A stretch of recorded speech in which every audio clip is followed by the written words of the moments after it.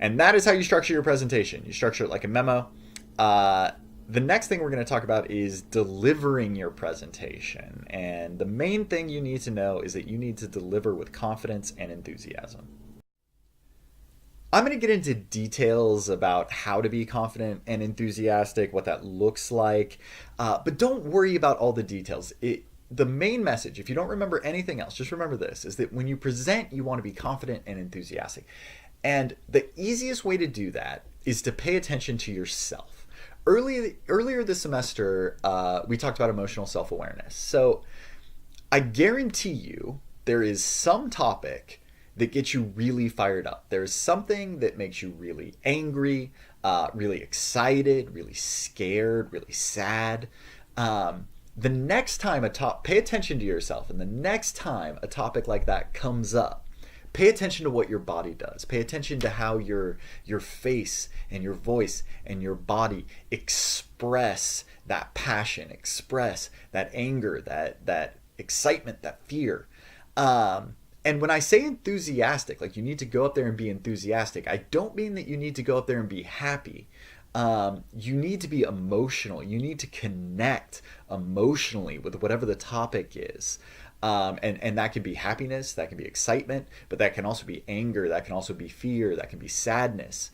The enthusiasm, the passion is what's important. And I guarantee you, if you are not passionate about your topic, if you go up there and present and you act like you don't want to be doing this, you just want to get this over with, I guarantee your audience will feel the exact same way, that they just want you to get it over with, that they're going to be bored by it. You have to be emotionally connected to and enthusiastic about whatever topic you're talking about.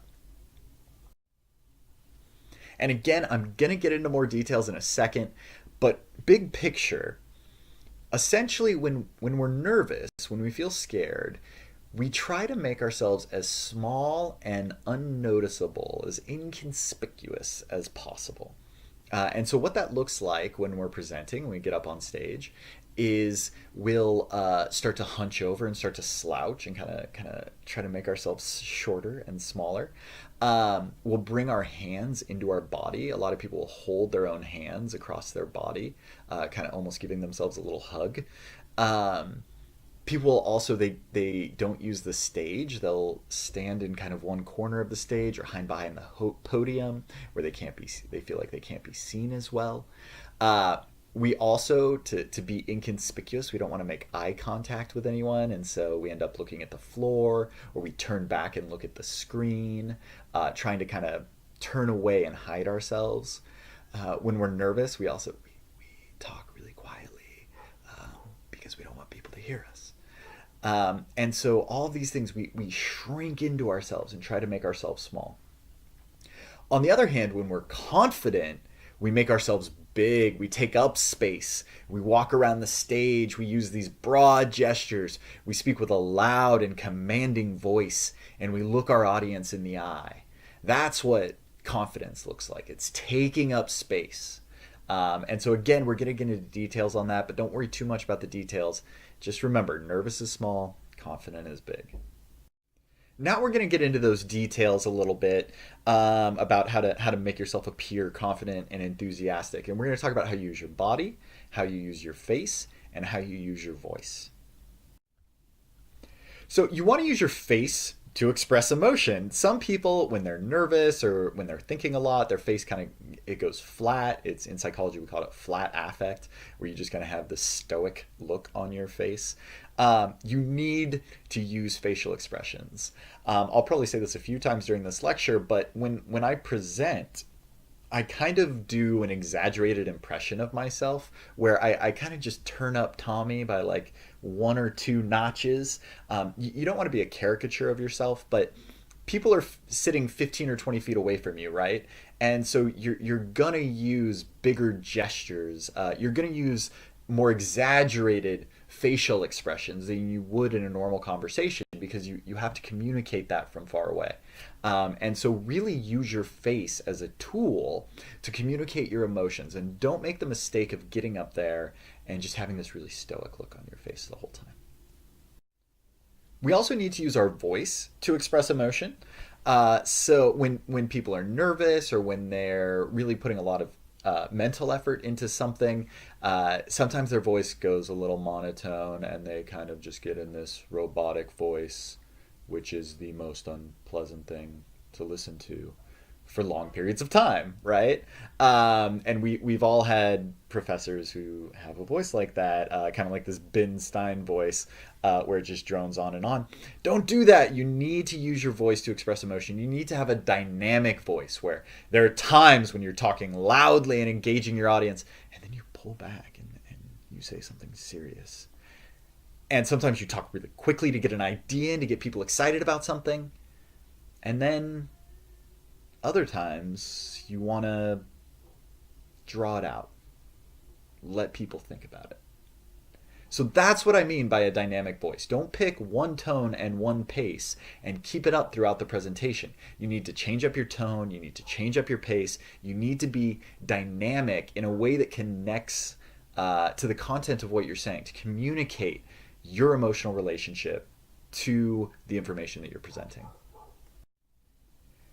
You also want to use your body to express emotions. So, especially in public speaking, when you're giving a presentation, your body is so much more of a communication device than it normally is in our day-to-day lives. You express a lot with your body language when you're presenting. You can, if you use your body well, your body language well. So make sure that you use really effusive gestures. And what I mean by that is use big gestures. Oftentimes we use small gestures, which for me are gestures that are confined within the limits of your torso. You don't go outside of your torso. You keep your arms kind of closed in within your body. Whereas large gestures are when we do let our hands go, let our arms go outside of our outside the confines of our torso. We make these big gestures with our hands. Again, you have people that are sitting 15 or 20 feet away from you, and so you need to kind of just exaggerate everything a little bit more than you normally would. Also, make sure a part of using your body is using the stage space. So don't stay rooted in one place the entire time. Walk to the left side of the stage, walk a little bit towards the center, the front, walk forward, walk to the right side of the stage. You'll be amazed at how the dynamics of your audience change with that subtle shift in position. And if you're rooted to the left side of the stage, then you're connecting with the left side of the audience, and the right side of the stage, the right side of the audience feels like you're ignoring them, and they phase out, right? They zone out. So use the stage to connect with your audience, and use your body to express emotions. And that is how you be a good presenter. You structure your presentation like a memo with a introduction that gets the audience's attention and explains why this is valuable information, a roadmap that serves as a thesis where you summarize your main messages, you go into the body of your presentation where you elaborate on your main messages, and then you have your conclusion where you reiterate them. And then when you actually deliver your presentation, make sure you deliver it with confidence and enthusiasm. Make your audience believe that you want to be there, that you are so happy that you have the opportunity to share this information with them because it is so important. Thanks for listening.